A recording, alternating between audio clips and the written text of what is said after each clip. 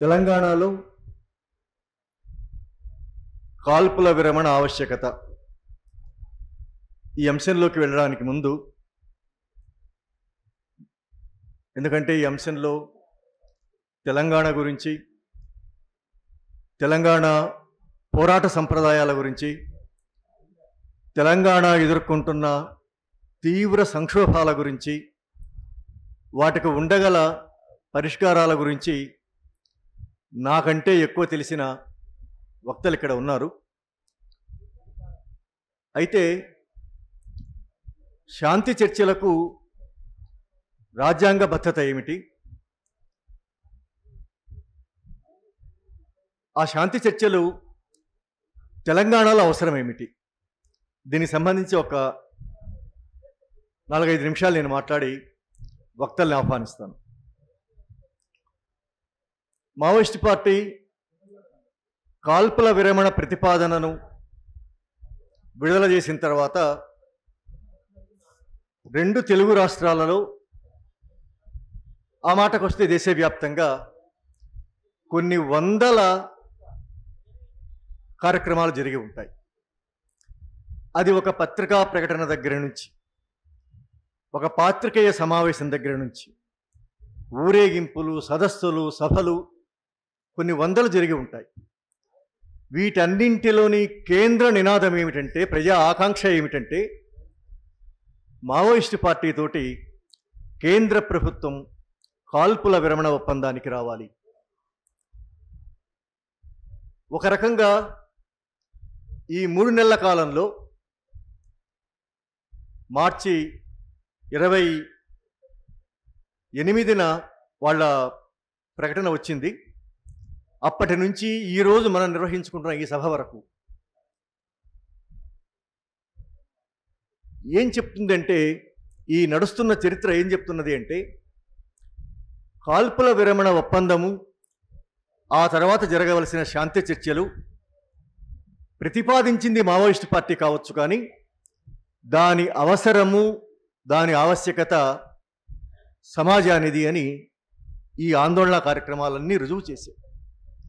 అంటే Maoist party ప్రజల నాడి తెలిసి, ప్రజల అవసరం తెలిసి, అంతకంటే ఎక్కువగా సమాజపు అవసరం తెలిసి, చరిత్ర అవసరం తెలిసి ఆ ప్రతిపాదన పెట్టింది.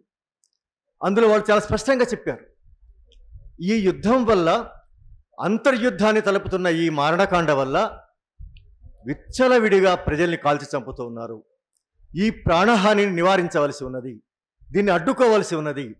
దీనికి ఒక ప్రతిపాదనగా మేము సీజ్ ఫైర్కి మేము సిద్ధమవుతున్నాము అని చెప్పారు వాళ్ళు. ఆ ప్రతిపాదన ఒక సమాజపు ఆకాంక్షగా మారింది. ఇప్పుడు ప్రశ్న ఏమిటంటే, తెలంగాణలో కాల్పుల విరమణ ఆవశ్యకత గురించి మాట్లాడడానికి ముందు, అసలు కాల్పుల విరమణ అంటే ఏమిటి, అసలు కాల్పుల విరమణకు ఏదైనా ఒక రాజ్యాంగబద్ధమైన ఒక అవకాశం ఏదైనా ఉందా? మామూలుగా మనం చెప్తూ ఉంటాం, ప్రజల ఆకాంక్షలన్నింటినీ ప్రభుత్వాలు శిరసావహించాలి అనేసి, ప్రజల కోరికలన్నింటినీ మన్నించాలి, ప్రజలు మాట్లాడడానికి ప్రభుత్వం అవకాశం ఇవ్వాలి మనం చెప్తూ ఉంటాం మామూలుగా. కానీ చాలాసార్లు అవి సుభాషితాలుగా మారిపోతూ ఉంటాయి, మంచి వాళ్ళ మాటలుగా మిగిలిపోతాయి. అయితే అవి మంచి వాళ్ళ మాటలుగా మిగలకుండా ఉండాలి అంటే తప్పనిసరిగా ప్రభుత్వాలు పాటించి తీరవలసిన రాజ్యాంగ ప్రక్రియకు ఏమైనా అవకాశం ఉన్నదా రాజ్యాంగంలో అని చాలా ముఖ్యమైన విషయం. ఎందువల్ల అంటే, ప్రభుత్వాలు ఏ పని చేసినా, నిజానికి రాజ్యాంగ వ్యతిరేకంగానే చాలాసార్లు చేసినప్పటికీ, మనలాంటి వాళ్ళం కోరుకునేది ఏమిటంటే, ప్రభుత్వం ఏ పని చేసినా రాజ్యాంగబద్ధత ఉన్నదా లేదా, దానికి రాజ్యాంగబద్ధత ఉండి తీరాలి దానికి అని మనం కోరుకుంటాం. కనీసం ఒక మంచి వాళ్ళ కోరికగా ఉంటుంది అది. అట్లాగే మనం ఈరోజు కాల్పుల విరమణ కోరుతూ ఉన్నాం. కాల్పుల విరమణకి రాజ్యాంగబద్ధత ఏమైనా ఉన్నదా? ఎందుకు ఈ ప్రశ్న వేయవలసి వస్తున్నది అంటే, ఉదయం వరలక్ష్మి చాలా వివరంగా చెప్పారు. ఆ పక్క ఆయుధాలు పట్టుకున్న వాళ్ళు ఉన్నారు కాబట్టి, ఆ పక్క దీర్ఘకాలిక ప్రజాయుద్ధం ద్వారా విజయం సాధించాలని కోరుకునే వాళ్ళు ఉన్నారు కాబట్టి, ఆ ప్రాక్టీస్లో ఉన్నవాళ్ళు ఉన్నారు కాబట్టి, వాళ్లతోటి శాంతి చర్చలు అనేవి ఉండవు అని ప్రభుత్వానికి సంబంధించిన విషయం కాదు, నరేంద్ర మోడీ గారి మాట కాదు ఇది. సమాజంలో చాలామంది మనలాగే ఆలోచించేవాళ్ళు, ఎంతో కొంత సమాజం పట్ల, ప్రజాస్వామ్యం పట్ల కన్సర్న్ ఉన్నటువంటి వాళ్ళు కూడా అభిప్రాయపడుతూ ఉన్నారు. ఆ పక్క తుపాకులు ఉన్నాయి కాబట్టి, ఆ పక్క వాళ్లకు ఒక ప్రజా సైన్యం ఉంది కాబట్టి శాంతి చర్చలకు ఎట్లా అవకాశం ఉంటుంది? అసలు ఆయుధం పట్టుకోవడమే చట్ట వ్యతిరేకం కదా రాజ్యాంగం ప్రకారం. చట్టబద్ధ పాలన అని చెప్తున్న దాని ప్రకారంగా వ్యక్తులు ఎవరైనా ఆయుధాలు పట్టుకుంటే, లైసెన్స్ లేని తుపాకులు పట్టుకొని తిరగడం అనేది చట్ట వ్యతిరేకం, నేరం అది. కాబట్టి రాజ్యాంగంలో అట్లా పట్టుకొని తిరిగేందుకు వీల్లేదు. అట్లా అవకాశం లేనటువంటి ఒక సమూహంతో, ఒక పార్టీతోటి, నిర్మాణంతో రాజ్యాంగబద్ధంగా ఎన్నికైనటువంటి ప్రభుత్వం ఎట్లాగా శాంతి చర్చలు జరుపుతుంది? కాల్పుల విరమణ ఒప్పందం అంటే వాళ్ళతో కాల్పుల విరమణ ఒప్పందం చేసుకోవడం అంటే అర్థము వాళ్ళు ఆయుధాలు పట్టుకొని తిరగడాన్ని ఆమోదించినట్టే లెక్క. రాజ్యాంగం ప్రకారంగా ఉన్నటువంటి ప్రభుత్వం అట్లా ఎట్లా ఆమోదిస్తుంది అనేటువంటి ఒక ప్రశ్న వేస్తున్నారు. చాలా మంచి ప్రశ్న ఇది. రాజ్యాంగం ప్రకారం లైసెన్స్ లేని తుపాకులు ఎవరు పట్టుకొని తిరగడానికి వీల్లేదు. అయితే అదే రాజ్యాంగం ప్రకారంగా యుద్ధం చేయడానికి ఏమైనా అవకాశం ఉన్నదా ప్రజల మీద?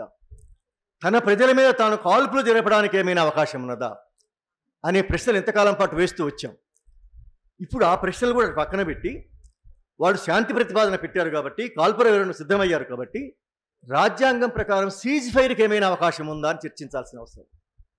ఎందుకంటే ప్రజాయుద్ధం వైపు నుంచి మాట్లాడితే ఎక్కువ మంది ఆలకించడం కష్టం, ఎక్కువ మందికి కంఫర్ట్ జోన్ కాదది, ఎక్కువ మంది సాధారణ ప్రజల మనోప్రపంచంలోకి అది వెళ్ళడానికి అవకాశం లేదు, దాన్ని స్వీకరించడం చాలా కష్టం. కాబట్టి రాజ్యాంగం వైపు నుంచి ఆలోచిద్దాం. శాంతి చర్చలు జరగడానికి, కాల్పుల విరమణ ఒప్పందం రావడానికి రాజ్యాంగం వైపు నుంచి ఏమైనా అవకాశం ఉన్నదా? వాళ్ళు ఆయుధాలు పట్టుకొని తిరగడానికి అవకాశం లేదు, ఓకే, కనీసం వాళ్లతోటి కాల్పుల విరమణకు ఏమైనా రాజ్యాంగంలో అవకాశం ఉన్నదా అని ప్రశ్న వేసుకోవాల్సిన సందర్భం మన ముందుకు వచ్చి,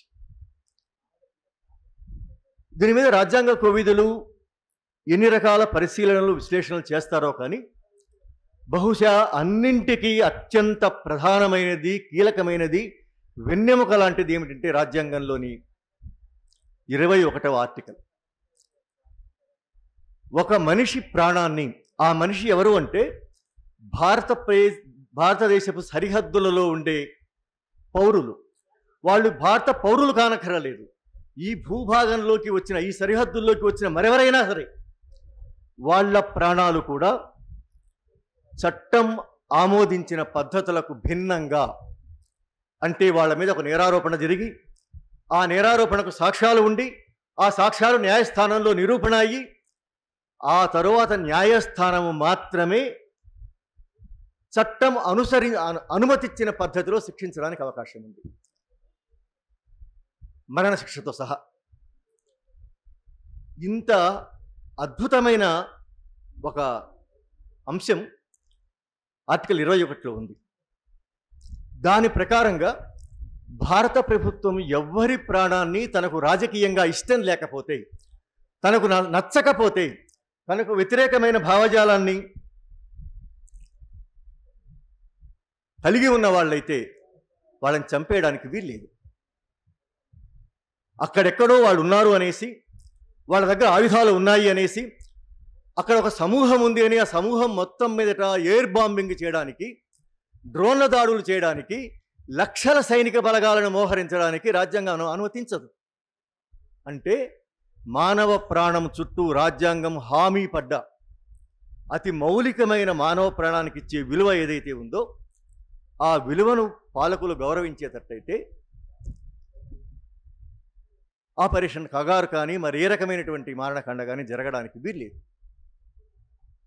వాళ్ళ దగ్గర ఆయుధాలు ఉండటం ఎట్లాగైతే చట్ట విరుద్ధమో, ఆయుధాలు ఉన్నాయి అని అనుకుని నీవు వాళ్ళ వల్ల ఏ రకమైనటువంటి ప్రతిఘటన లేకుండా, నీకు ప్రాణహాని లేకుండా ఏకపక్షంగా మూకుమ్మడిగా కాల్పులు జరిపి చంపడానికి వీల్లేదు. ఇది రాజ్యాంగం అనుమతించదు.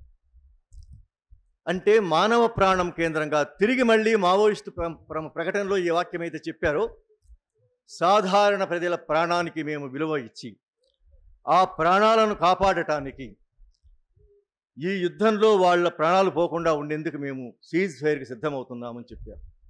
సరిగ్గా ఇదే అంశం భారత రాజ్యాంగంలోని 21వ ఆర్టికల్లో ఉన్నది. ఇది ప్రాతిపదిక. ఈ ప్రాతిపదిక ఉన్నందువల్ల మావోయిస్టులతోటి ప్రభుత్వం రాజ్యాంగబద్ధంగానే రాజ్యాంగ పరిధిలోని సీజ్ ఫైర్ ఒప్పందానికి సిద్ధం కావాల్సిన అవసరం ఉంది. శాంతి చర్చలు జరగాల్సిన అవసరం ఉంది. నిజానికి 2002లో కానీ 2004లో కానీ జరిగిన శాంతి చర్చల సందర్భంలో రాజ్యాంగానికి సంబంధించిన ప్రస్తావనే లేదు. ఇక్కడ హరగోపాల్ గారు ఉన్నారు, ప్రత్యక్ష సాక్షి. కోదండరామ్ గారు ఉన్నారు. వాళ్ళు ఆ రోజు మొత్తం ప్రక్రియలో భాగమైన వాళ్ళు. ఆ రోజు రాజ్యాంగం అనుమతిస్తుందా లేదా, ఆయుధాలు పట్టుకున్నటువంటి వాళ్ళతో చర్చలు చేయడానికి అవకాశం ఉందా లేదా అని చర్చ ఆ రోజు ఏం జరగాల. అదొక సామాజిక సమస్య, అది ఒక రాజకీయ ఆర్థిక సమస్య. కాబట్టి వాళ్ళతో మనం చర్చించడానికి సిద్ధం కావాలని ప్రభుత్వం అనుకున్నది. వాళ్ళతో ఒప్పించారు పెద్ద మనుషులు. అయితే ఇప్పుడు ప్రభుత్వం ఏమంటుంది అంటే, మీరు ఆయుధాలు ఒకవేళ చర్చల సమయంలో వదిలేసి వచ్చినా కూడా మీ ఆలోచనలలో మీ విప్లవ భావజాలం ఉంటుంది కాబట్టి మిమ్మల్ని చంపివేయడం తప్ప వేరే పరిష్కారం లేదని ప్రభుత్వం చెప్తోంది. ఇది ఆర్టికల్ 19కి బద్ధ వ్యతిరేకమైన విషయం. ఇంకో రకంగా రాజ్యాంగ వ్యతిరేకమైనటువంటి చర్య. భావాలు కలిగి ఉండే హక్కు ఎవరికైనా ఉంటుంది. ఈ భావాలను కలిగి ఉన్నందువల్లనే సమాజం నాగరికంగా ఉంది, సాంస్కృతికంగా ఉంది, ఇంత మానవీయంగా ఉంది, ఇంత ప్రగతిశీలంగా నిజ అభివృద్ధి పొందుతూ ఉన్నది. ఇట్లాంటి అవకాశము రాజ్యాంగంలో ఉంది. ఈ విషయాలను దృష్టిలో పెట్టుకుని మావోయిస్టులు కాల్పుల విరమణ అనే ప్రతిపాదన సమాజం ముందు పెట్టారు.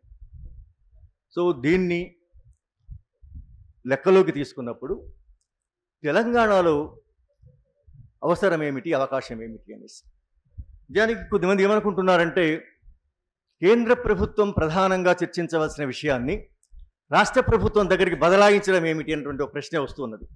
దానికి 2002లో రాష్ట్ర ప్రభుత్వం మాత్రమే సీజ్ ఫైర్కి సిద్ధమైంది.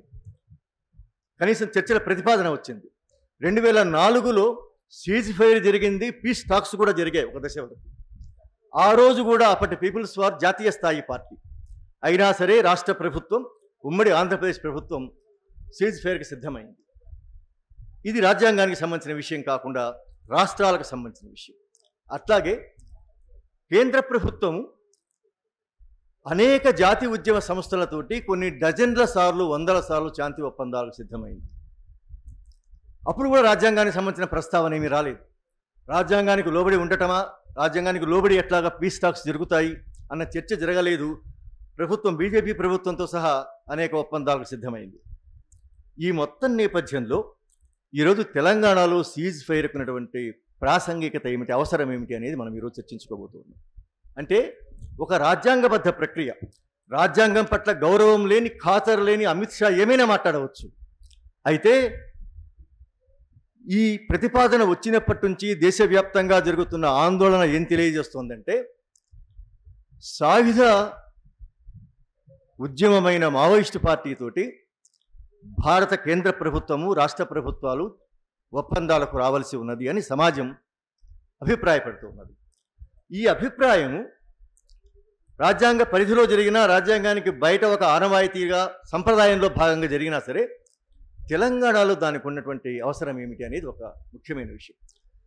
తెలంగాణ ఒక మిగతా మొత్తం ఈరోజు బీజేపీ పాలిత, ప్రచ్ఛన్నంగా బీజేపీ పరిపాలిస్తున్న ఆంధ్రప్రదేశ్ కంటే కూడా భిన్నమైనటువంటి ఒక సమాజం. కాంగ్రెస్ పాలిత రాష్ట్రం, ఒక ప్రజా పోరాటాల సంప్రదాయం ఉన్నటువంటి రాష్ట్రం ఇది. ఈ రాష్ట్రంలో ప్రత్యేక రాష్ట్రం కోసం, ప్రత్యేక రాష్ట్ర సాధన కోసం తెలంగాణలోని అసంఖ్యాక ప్రజా సమూహాలు ఎట్లాగైతే, అనేక రాజకీయ శక్తులు ఎట్లాగైతే పనిచేశాయో అంతే క్రియాశీలంగా మావోయిస్టు ఉద్యమం కూడా ప్రత్యేక రాష్ట్రం కోసం పనిచేసింది. అది మొదటి విషయం.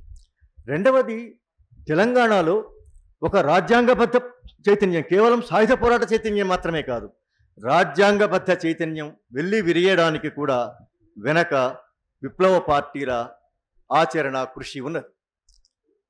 ఈ సందర్భంలో రాష్ట్రానికి కేంద్రానికి మధ్య తీవ్రమైన వైరుధ్యాలు వస్తూ, అసలు రాష్ట్ర ప్రభుత్వాల ప్రతిపత్తినే కేంద్ర ప్రభుత్వం గుర్తించని, అంటే ఒక ఫెడరల్ వ్యవస్థను అంగీకరించని ఒక దూకుడు ప్రభుత్వం కేంద్రంలో ఉన్న ఈ సందర్భంలో ఎంత దూకుడుగా ఉన్నదో మన నిజామాబాద్లో అమిత్ షా ప్రసంగం మనం చూసాం. అది కేవలం రేవంత్ రెడ్డి ప్రభుత్వాన్ని అవమానపరచడం మాత్రమే కాదు, రేవంత్ రెడ్డి ప్రభుత్వానికి హెచ్చరిక మాత్రమే కాదు, అత్యంత చైతన్యశీలమైన తెలంగాణ ప్రభుత్వ సమాజానికి తెలంగాణలోని ప్రజాస్వామిక చైతన్యానికి, ప్రజా పోరాటాలకు కూడా ఒక హెచ్చరికలాగా ఆయన మాట్లాడాడు, అవమానపరుస్తూ మాట్లాడాడు. ఈ ప్రత్యేక సందర్భంలో తెలంగాణ ప్రభుత్వం ఇప్పటికే కాంగ్రెస్ మావోయిస్టు సమస్యను ఒక శాంతి భద్రతా సమస్యగా కాకుండా సామాజిక సమస్యగా గుర్తిస్తున్నానని చెప్పింది కాబట్టి తాను ముందు కాల్పుల విరమణ ఒప్పందానికి సిద్ధమై మొత్తంగా ఒక వాతావరణం ఏదైతే ఉన్నదో, ఒక పక్కన యావత్ దేశము ఓ పక్కన ఉన్నది, బీజేపీ కూటమి ఓ పక్కన ఉన్నది, మధ్యలో కాల్పుల విరమణ ప్రతిపాదన ఉన్నది.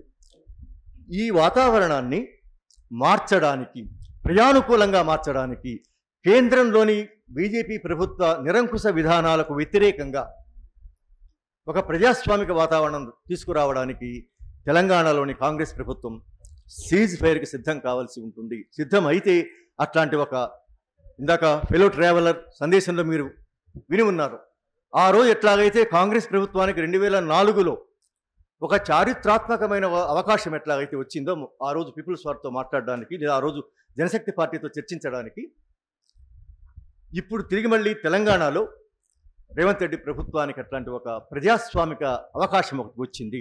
ఇది బీజేపీ వ్యతిరేక ప్రజాస్వామిక అవకాశం. ఇది మొత్తంగా ప్రజా ఆకాంక్షలన్నింటినీ రంగం మీదకి తీసుకురావడానికి సంబంధించిన ఒక సానుకూల, నిజానికి చర్చలకు సానుకూల వాతావరణం అంటే సీజ్ ఫైర్ అని అంటున్నాము. వాస్తవానికి సీజ్ ఫైర్ అనేది సమాజంలో నిబిడీకృతంగా ఉన్న అనేక సమస్యలు వ్యక్తం కావడానికి, అనేక ప్రజా ఆకాంక్షలు ముందుకు రావడానికి, అనేక రకాల సమస్యలకు పరిష్కారాలు ఏమై ఉంటాయని అన్వేషించడానికి ఈరోజు సీజ్ ఫైర్ అనేది జరగాల్సిన అవసరం ఉన్నది. ఆ పని కాంగ్రెస్ ప్రభుత్వం చేయగలిగితే తెలంగాణలో మొత్తంగా టైట్గా ఉన్నటువంటి ఈ వాతావరణం ఏదైతే ఉందో, ఈ వాతావరణాన్ని సడలించి ఒక ప్రజానుకూల, ఒక ప్రజాస్వామిక సంప్రదాయానికి ఒక అవకాశం తెలంగాణ ప్రభుత్వం చేతిలో ఉన్నది. ఆ పని వాళ్ళు చేస్తారా? చేయడానికి అవకాశం ఏమున్నది? ఆ పని చేయడానికి తెలంగాణలోని పౌర సమాజపు ప్రతినిధులుగా ఈ వేదిక మీద ఉన్న ఈ పెద్దలు ఎలాంటి ఆలోచనలు చేస్తూ ఉన్నారు, ఇప్పటికీ వాళ్ళు ఎలాంటి అవకాశాలు ఉన్నాయని వాళ్ళు మనతో చర్చించబోతున్నారో మనం తెలుసుకుందాం.